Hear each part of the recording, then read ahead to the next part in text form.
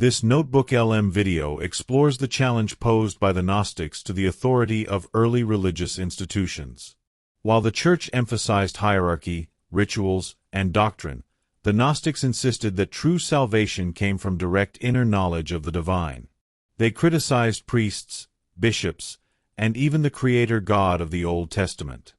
You know, there's this really fascinating tension that sits right at the heart of so many faith-based institutions. It's this constant push and pull between a really profound spiritual mission and the messy, practical, everyday reality of just running the place. And it really all boils down to this one simple but huge question. What is a church actually for? I mean, when you strip away the buildings, the traditions, the rituals, what is its most fundamental purpose? For millions and millions of people, the answer feels obvious. Its mission is supposed to be all about unconditional love. The whole point is to be this beacon of radical love and service, not just for the people inside, but for everyone, for the whole world. So let's start there with that core ideal, this mission of unconditional love. Now, this idea isn't just some nice, fluffy sentiment, right? It's actually baked right into core Christian scriptures. The New Testament says over and over that the defining mark of the faith isn't about getting the doctrine just right or the rituals perfect. It's love, a love that's supposed to mirror a divine love for the whole world, turning the church into this engine of service for literally everyone, especially folks on the outside. Okay, but here's where things get complicated. It's one thing to have this incredibly inspiring mission. It's a whole other thing to run an institution day in and day out. And this is where that fundamental conflict really starts to take shape. On the one hand, you've got the spiritual mission, that universal love, caring for the community, serving others. But on the other hand, there's the reality of the institution. It has to survive, right? It needs to keep the lights on, manage property, deal with finances, and, well, maintain some kind of power and influence. And the big critique is that, over time, the needs of the institution can start to totally eclipse that original spiritual mission. Now, you're probably thinking, okay, this sounds like a very modern debate, a 21st century criticism of organized religion. But here's the kicker. It's not even close. This argument between the message and the organization is literally thousands of years old. In fact, way back, there was this ancient group that came up with a wild, totally radical answer to this exact problem. Their critique was so sharp, so profound, that the early church saw them as a massive threat. And these folks, they were called the Gnostics.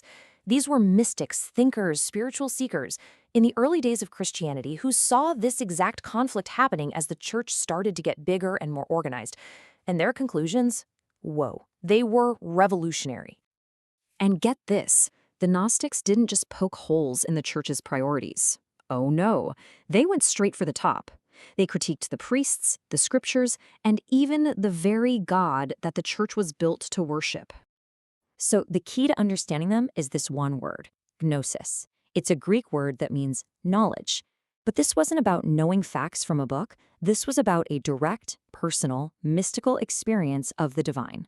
Now think about that for a second. If you can know God yourself, directly, well, what do you need a priest or a bishop for?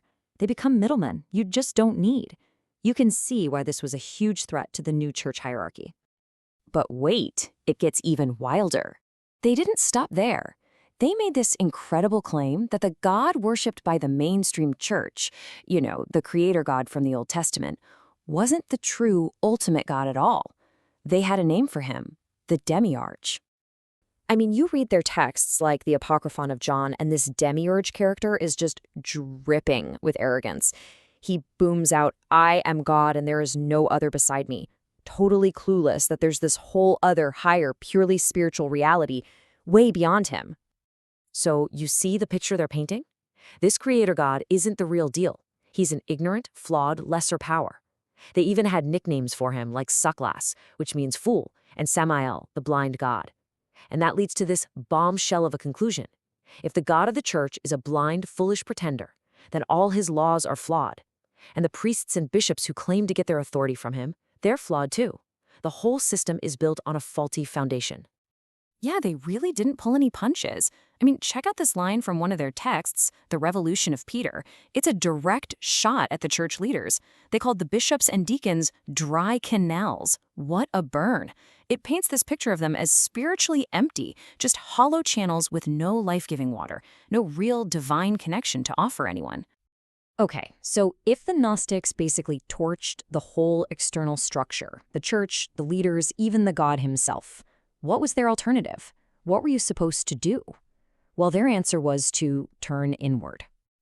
Their path was a complete 180. First, forget blind faith in some institution. Instead, you seek personal, direct knowledge, that inner gnosis. From there, it's a natural next step to reject that rigid, all-male priestly hierarchy. The ultimate goal, the whole shebang, was about finding the truth that was already inside you by connecting with this little spark of the divine they believed everyone carried. And this wasn't just some abstract idea, by the way. They actually walked the walk. Gnostic groups were way more egalitarian. Many of them had women serving as teachers, leaders, you name it. And that, as you can imagine, was a direct slap in the face to the patriarchal boys' club that was quickly becoming the standard in the Orthodox Church. All right, so let's boil this all down. The Gnostic worldview in a nutshell. Personal, direct experience of the divine is everything. It's way more important than any dogma. The physical world, it's not some perfect creation. It's a flawed copy, maybe even a prison.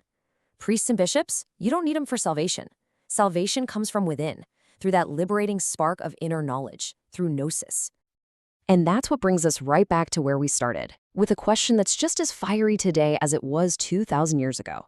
The challenge the Gnostics threw down still echoes all over the place in modern spirituality. So, where does true authority really lie? Is it in the institution with all its history, its rules, its hierarchy? Or is it found inside, in the direct experience and the conscience of the individual?